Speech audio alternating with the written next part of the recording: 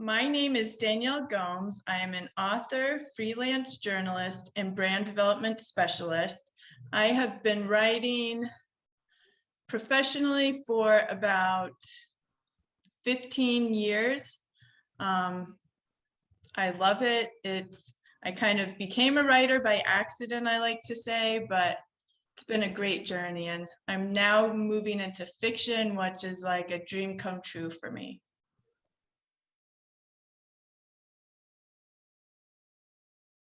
For myself, of course, when I do freelance jobs, then I will work for someone else, but everything I do is either freelance or for myself. So working for myself has been important for me from the get-go. Growing up, my dad was he was in business. Well, he was in law enforcement and business, but he always kind of drove home the idea that you should work towards being your own boss. So it was kind of just always in my mind that I wanted to be my own boss. I wanted to work from where I wanted to work. I wanted to have a family and have kids and have the freedom to go to their schools if something came up, or I wanted the flexibility of being my own boss. So it was always a very intentional choice for me.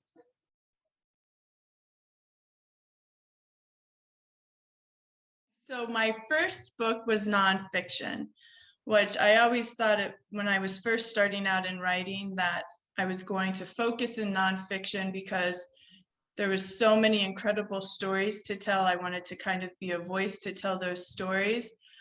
But after about 10 years of doing that, I wanted something different. So, and it was actually during the pandemic, I always had this idea that I would write fiction, but all of my writing jobs up until the pandemic had been like around lifestyle. So I was writing about restaurants, I was doing branding work for casinos, and I was covering entertainment and interviewing entertainers. So everything got shut down and I had nothing to do. I also would do travel writing, so that also was shut down.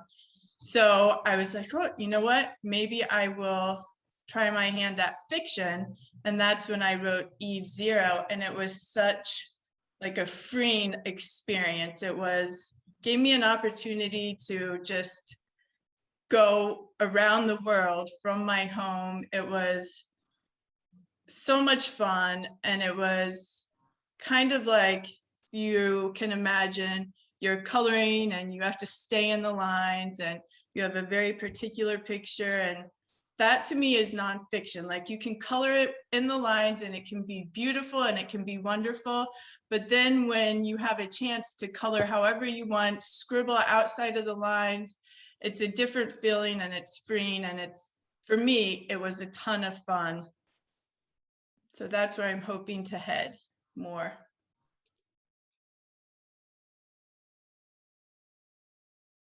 My day-to-day, for me, I hate to admit this, but I'm a very disorganized person. I need deadlines. So I have to force myself to have a routine that I try and stick to. Otherwise, I would get nothing done. So my day, I'll wake up, get my kids off to school, have my coffee, then I will sit down and force myself to write. Well, not force myself, it's fun, but I'll have the goal of writing 1,000 words. And then I'll try, if I get stuck or something, I'll break it up with doing marketing for the book or creating some creative, like an ad or something or stuff like that. But my first priority of the day is to get 1,000 words done.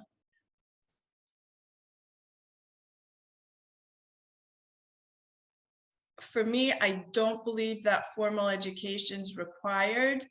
For me, though, I needed it. I think growing up, I suspect that I was dyslexic, just never diagnosed.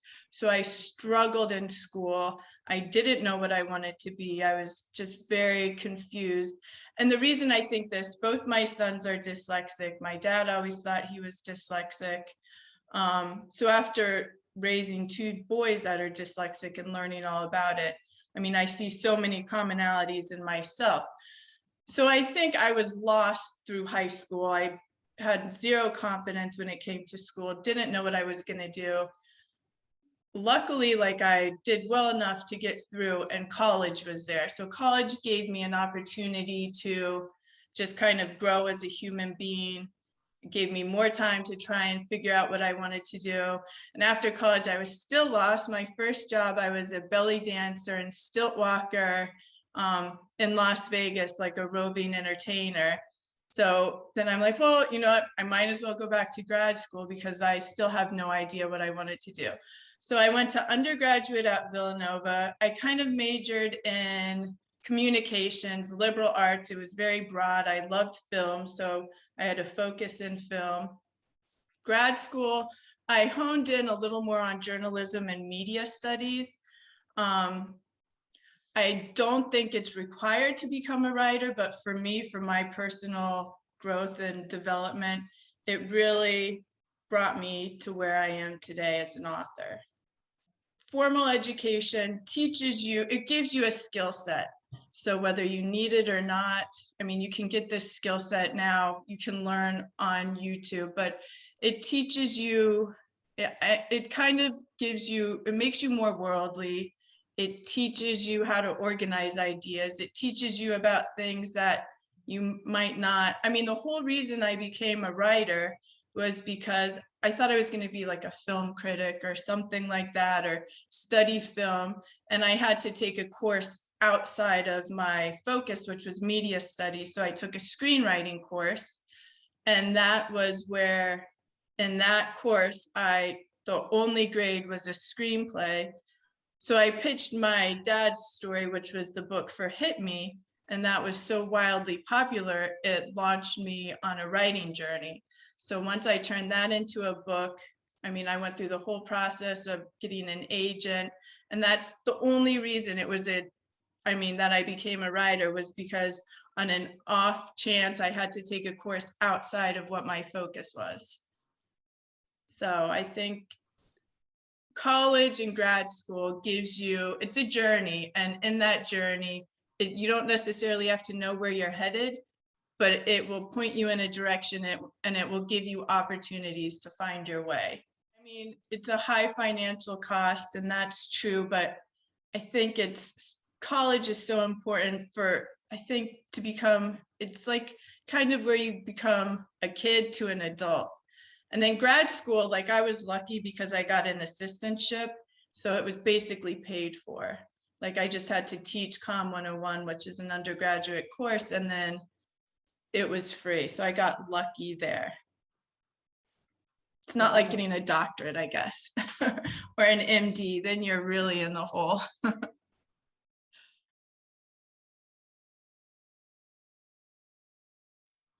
I think being dyslexic in school and not having it ever, well, suspecting that I was dyslexic, but you know, I would always get in trouble in school for daydreaming, or my teachers would constantly say, oh, she's so smart, but she's not performing up to her ability. In third grade, they wanted to hold me back. So I had like zero confidence once I got to high school. I rebelled. I felt so lost in school. The one thing that kind of got me by was writing. Like I could be lost in materials, but if it was an essay test, like I could kind of somehow fake my way through. So it kind of became like a crutch that I used to get through school. Like if I was struggling and like remembering stuff or studying for a test, it would always take me longer. Reading would always take me longer.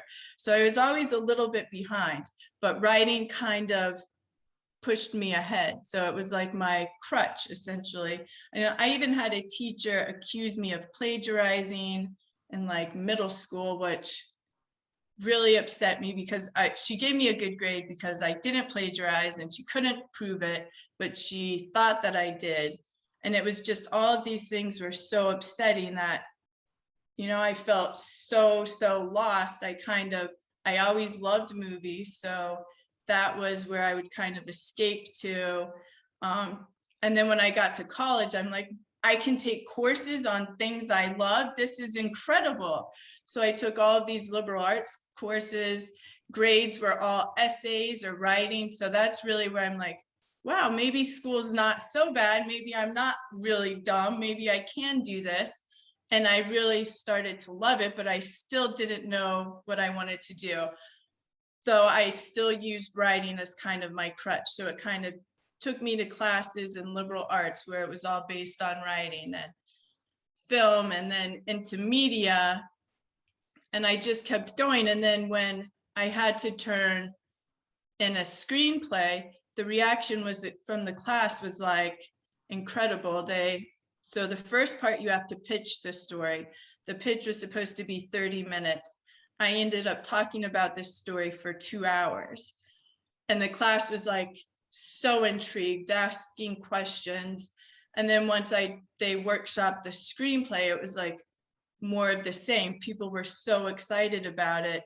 So I kind of thought, like, still don't know what I'm going to do, but maybe we'll pursue this. So I turned it into a book proposal, sent it out to a few agents, got an agent. So it's not like I necessarily knew what direction I was heading.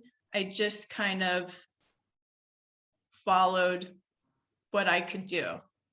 And that happened to be writing.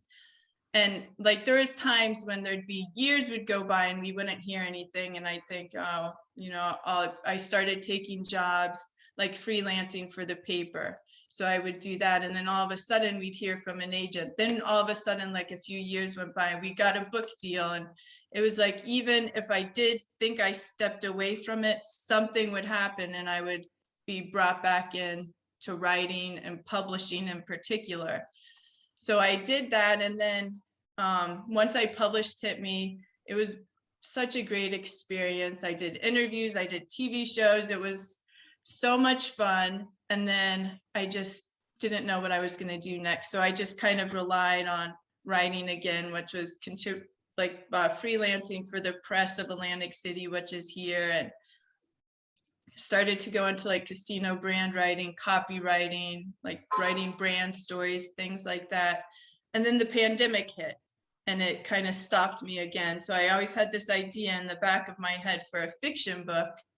And so I did that. And this book I self-published because I wanted to get it out. I wanted to try that side of things. And it's just been incredible.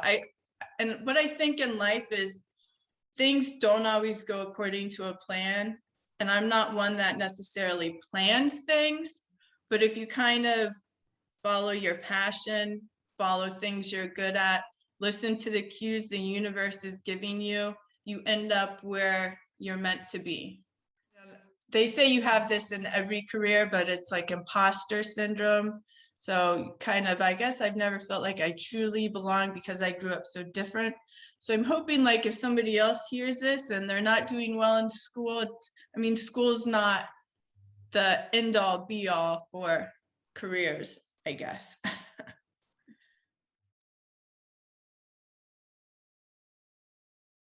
As an author, I would say it's 80% a solitary profession. And even when I do work with people, I've never met them in person. So I have editors, I have a bunch of people that I work with, cover designers,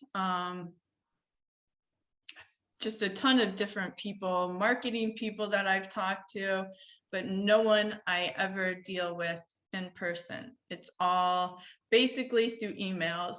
Sometimes we'll have a phone call, a Zoom call. So I have gotten to see their faces, but it's an extremely solitary profession.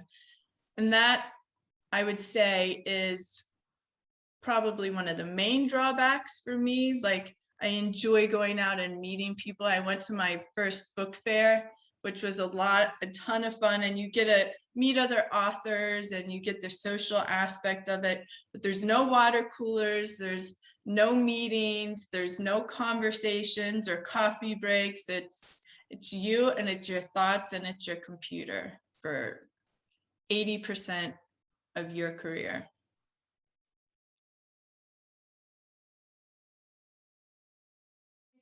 One of my favorite parts about being an author is that you get to live so many different lives. So every job I've ever had, even the lifeguard job at a Las Vegas pool, on the Strip, like everything gives you perspective that you can use as a writer, author, when you're creating characters or building stories. So definitely, there hasn't been a single thing that I've ever done that hasn't helped me in being an author. Good, bad, indifferent, it all really helps as an author.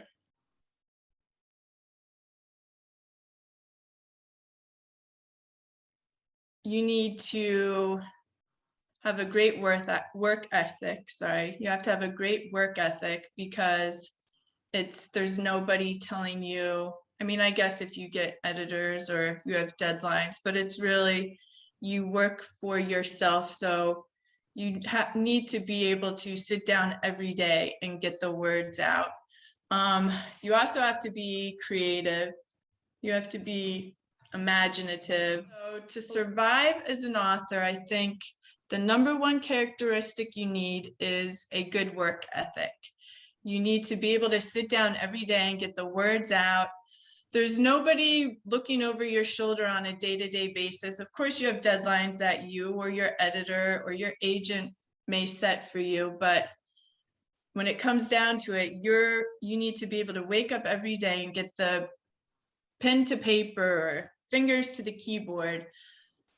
Beyond that, I think you need to be able to be imaginative. I think being creative helps. It's definitely a creative profession. And I think it's a craft. I think writing is like a muscle. So the more you practice at it, the better you get. I think anybody can write. It's something that, I mean, we all talk. So I think a majority of us anyway, as long as you're a speaking human being, I think you can also write, you can become an author. It's just, I think of it as kind of like a marathon runner. Like you have to train, you have to practice, but if you work hard enough at it, anybody can do it. You just have to, I mean, some people hate writing and it's absolute torture to them. So I guess you have to enjoy it to some degree, but you have to be able to sit through the rough parts. And when you get really exhausted and your brain hurts, you need to be able to power through that as well.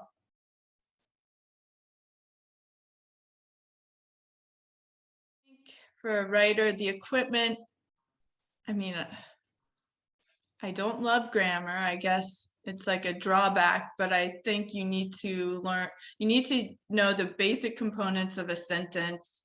You need to be able to write a little bit. You need to have an understanding of whatever language you're writing in.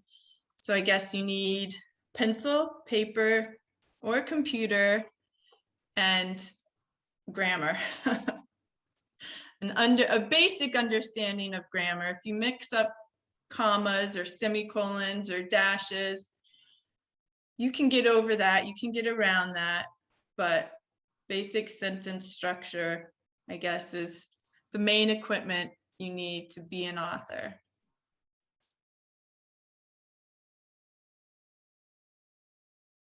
It does not require traveling, but for me, traveling is one of my most favorite things to do in life. And that is another reason why I wanted to become an author, because I can really work anywhere. I'm not tied down. And I think traveling gives you experiences to make your stories richer. It helps you build better settings. It opens you up to different cultures that you can bring into your stories. So is it essential? No, but does it help dramatically? I believe it does.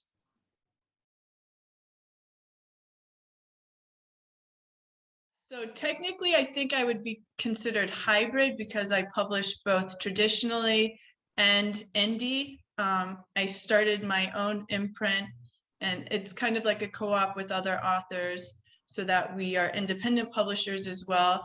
And I think the benefit to having an agent and going traditionally is it helps mainly with distribution in brick and mortar stores, getting your book out there to start. but still, I mean, unless you're like Stephen King or Dean Koontz or really one of the top level authors, you have to do so much of the marketing yourself anyway. So when you go indie, you have all of the control. You make every choice, you see everything that goes on, you own your rights. With Hit Me, we sold the rights to the print book version, so they own the rights for the length of the copyright, which is like 70 years. And I don't see like the daily sales reports. I have no idea what's going on for marketing. I mean, they own it. And with Eve Zero, I can check my author dashboard every day. I can do A/B testing on the marketing that I run. I have total control over where it's presented, how it's presented. If I want to work harder, it's totally up to me, and I see all the returns on that. So I have to say, I love indie publishing. It's so easy to do now. I mean, the platforms are right there. It's fun. Indie authors are getting a lot more respect than they did maybe 10 years ago. I just had all of these statistics down, but I forget now, so I don't want to give a wrong statistic, but it's almost evenly balanced between self-published or indie published and traditionally published. So people are reading those more, loving them more. It's so much more fun. The other drawback to going the traditional route is it takes so long. So for Hit Me, it took us about 7 years from proposal to publication date. With Eve Zero, it was a year, less than a year. And that was like the main reason I didn't go traditional with Eve Zero, is because it deals with pandemics. And I started toying around with the idea like 10 years ago, but when the pandemic hit, I'm like, I need to get this out now. I'm not going to wait for the traditional route. I mean, this will be long over by the time that could happen. So I'm like, well, I'll try the indie route, and it's been so incredible. It's like your own business. So I guess you're part business owner, part entrepreneur, and then part author. So it's really fun. Like if you get burned out of one aspect of it, you can switch your gears for a day, for an hour. It's very rewarding.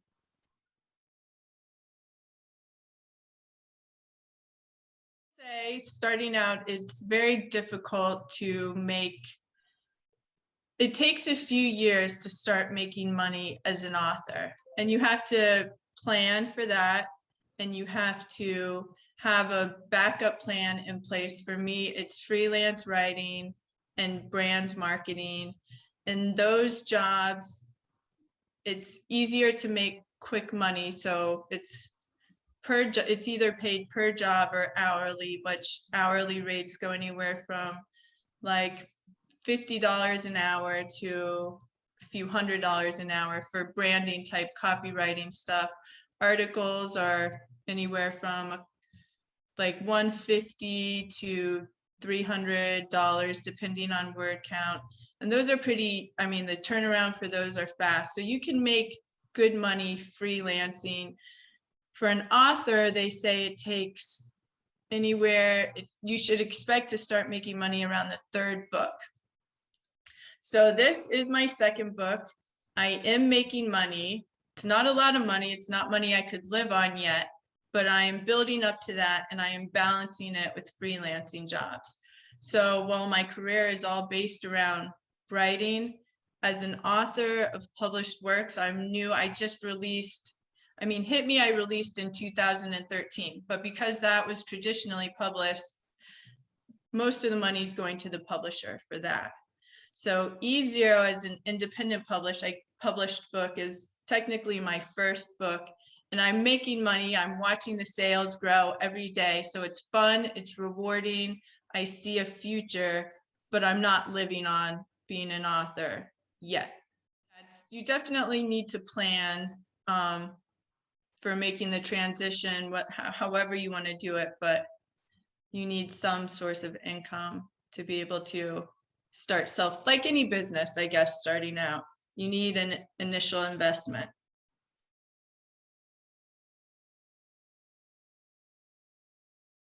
Yeah, stigmas. I guess I'm like the official write anything for anyone in my family. Like, oh, I have an email. Can you look at it? Can you write it for me? And I'm more than happy to do it. But and I guess that extends even to like the community. Like I'm on a few different charity boards and I'm always just automatically the writer, even no matter what, it's just who I am. And I guess people, some of the weird things people have said is like, oh, I never thought of you that way. Like after they read Eve Zero, like, where did you come up with all that stuff? Like, what are you thinking? Like, they almost look at you like, on the one hand, it's really amazing because people get to look into your mind and you in turn get to get into their mind. But people always think you're up to something. Like, what are you looking up on your Google searches? Like, how do you know about all of that stuff? And I have to admit, like, if somebody checked my Google search history, I could possibly go to jail. There's some weird things you have to research as an author. And I think that's part of this stigma. People think you're just at home doing nothing. Even though you're working, you're writing, it's tough, but I think as an author, people really aren't sure. They kind of, I think it's almost like they put you on a pedestal. So they kind of hold you at a distance, but they're impressed. So it's like very warming and welcoming, but it's definitely very solitary. So.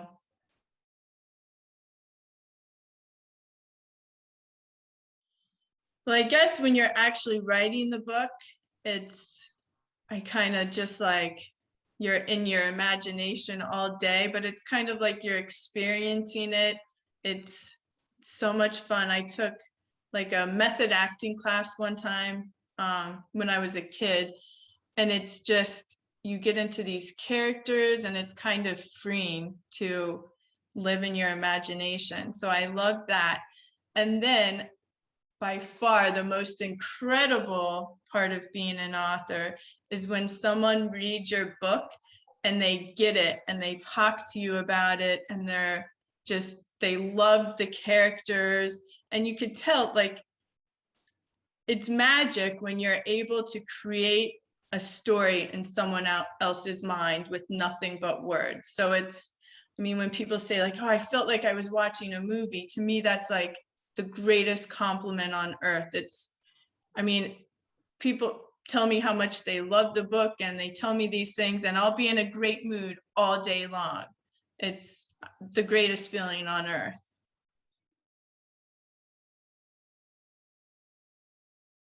So there are some negative aspects to being an author. One is you're alone a lot with your thoughts. So that can be either wonderful, and some days it's terrible, but I think you also need to be able to have a tough skin because you're putting yourself out there. And no matter how wonderful of an author you are, not everybody's going to love what you do. And some people will be very vocal about how much they hated it. And you have to be able to just let it roll off your back. You take the positive with the negative and find yourself somewhere in the middle and keep going on. So you don't want to get too big of a head and you don't want to let the naysayers put you down too much. But one of my tricks is if somebody doesn't like it, I get a bad review or get a good review, I'll go on to like some of my favorite authors, Stephen King in particular, and read some of his bad reviews. Like every author gets bad reviews. It's part of the game. You have to be able to deal with it. And if you're writing for an editor, maybe you love this one sentence and they want you to take it out. You have to be able to, I guess, let go of some things you thought were your genius to make it better. You have to understand, like, you know what? Sometimes you just gotta think sometimes I'm saying you have to be able to take criticism and grow from it. So that can be tough, but it's part of the job. And if you can do that, you'll be a healthy, happy, great writer.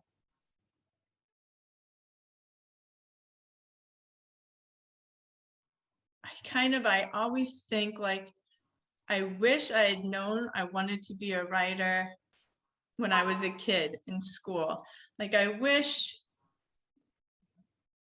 feel like I might have approached school so much differently. But then on the flip side, you can't change your life. Like, your experiences create who you are as a person.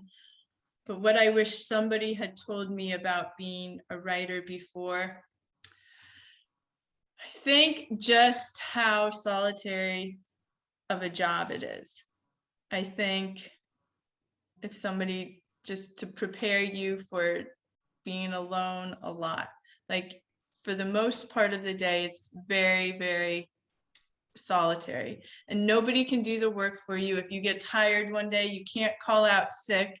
There's nobody that can cover for you. It's your mind, really. So you can't hire somebody for a day to fill in. So it's you, and it's you alone.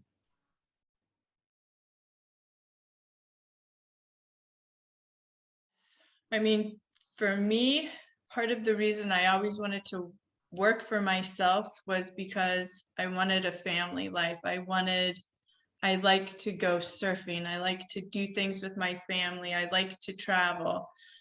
On the flip side, because I do work from home, my work is always there. So if I have a scene that comes up or pops into my head, or an idea at night when we're having dinner, it's hard to not go and want to write it. And I do. I mean, I definitely do. So I work, there's no set hours that I work during a day. And like, the flip side of that is, because I work from home, if there is a pile of laundry that I know is up there, instead of working, sometimes I'll go and do the laundry, or I'll do this. So my work and my home life are always there looking at me in the face. So unless I like leave the house and I purposefully leave everything at home, they're always there.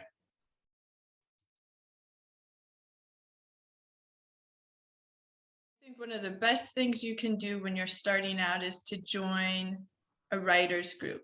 Not necessarily a writer's group where you write stories and then critique each other's stories.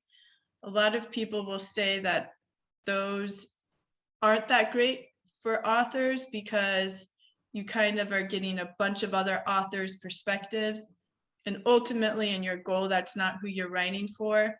I think, like, if you're very young, it might be good just so you can get used to hearing critiques. But once you become serious about being an author, there's a bunch of different writing groups. I have a writing group that I go to every Wednesday.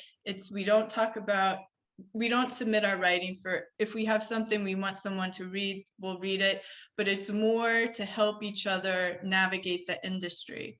So we give tips on marketing or different things we've learned in different groups, or we're really just there to talk about our successes and to talk about the things that we struggle with. So I think, find a support system. If you know another author, take them out to or meet them for coffee, go to lunch, get their perspective. When I was first thinking about writing Eve Zero, I had coffee with another local author, and what she told me helped me so tremendously. It was like, it gave me the practical steps to get my first book written. So while being an author is very solitary, I think having a good support team around you is essential as well.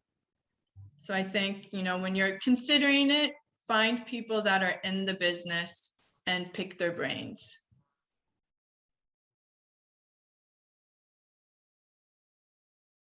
There's so many different jobs. If you love books but don't want to write them, there's book marketers. And I would say for anybody that's even interested, go on to Readsy. It's a website and it has all the different professions within publishing. If you want to become a publisher, if you want to be an editor, if you like to edit, if you really love words and love grammar and want to work in writing, but not in writing the actual books, you could be an editor. You could go into book marketing. You could open your own bookstore. You could do cover design for books. You could be the layout. I mean, I use somebody that just lays out the book as it needs to be to get published. So there's so many different jobs within the publishing industry that don't require you to be a writer.